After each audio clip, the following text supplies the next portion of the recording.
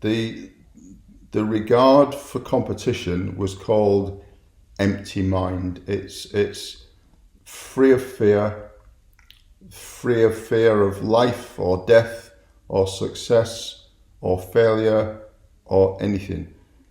And it's a really old traditional martial arts thing, is freeing your mind so that you can perform under pressure.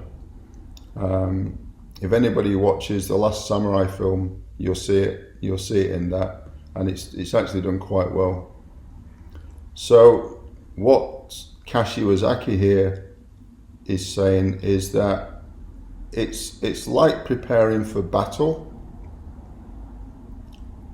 but what he said is his experience wasn't quite the same as that.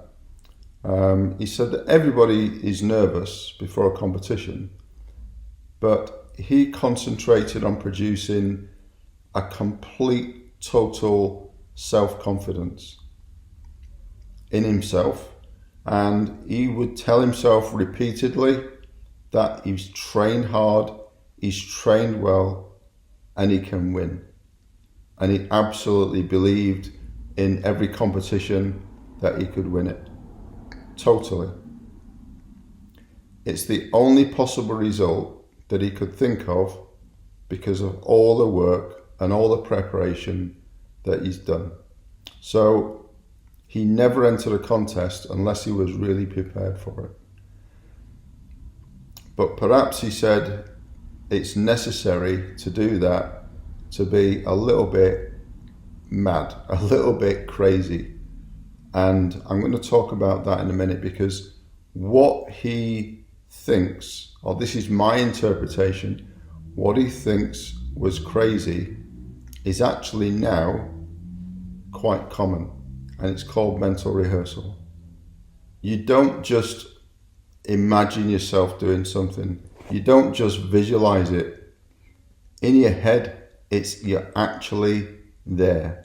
All of your senses are awake, and you are mentally actually doing something. So in relation to sport, top athletes practice and are trained in mental rehearsal. And sometimes you'll see Olympic athletes, a good example is the pole vault.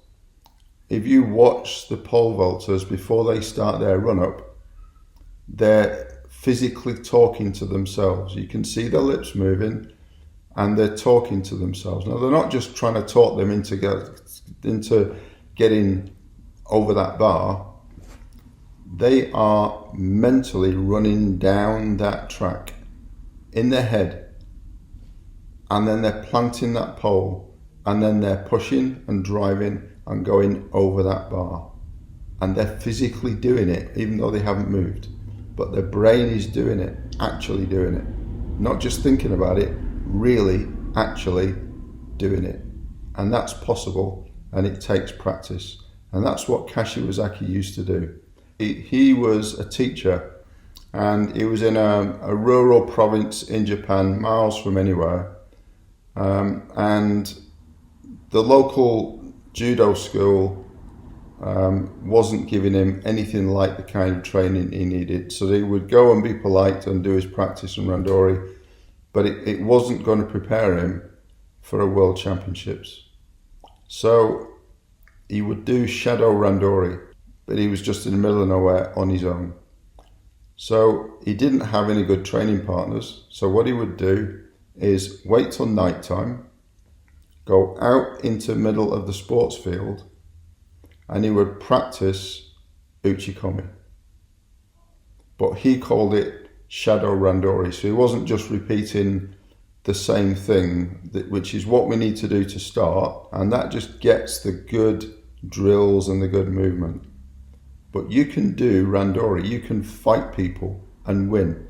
And this is what Kashiwazaki used to do. Now this is years and years and years, this is a long time ago. Kashiwazaki now is an old man. And this stuff had never been invented. It's just that he thought, well, there's nothing else I can do. I'm in the World Championships. he was fighting in a really competitive weight category, under 65 kilos, and he wanted to win it. He wanted to go there believing he could win it. So he would go out in the middle of the sports field in the pitch black, and he would practice randori.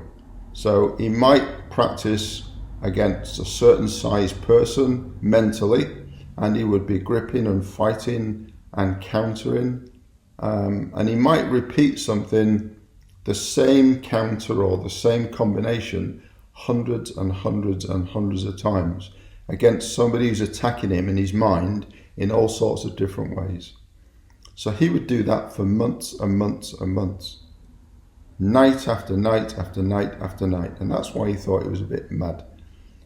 But eventually he could actually really have a proper randori contest with these different individuals, different men of different shapes, different sizes, different styles of judo, different speeds, different attitudes, where he would be able to attack and throw, or combine throws together, or counter throws, and go into his newas or into his groundwork. And Kashiwazaki was an expert at groundwork, really, really top notch. And he would do that and do that. And then he went in, and he only was able to go to one of the top universities in Japan 2 weeks before the World Championships to get real randori with real people. But he won the World Championships, the world champion with no practice.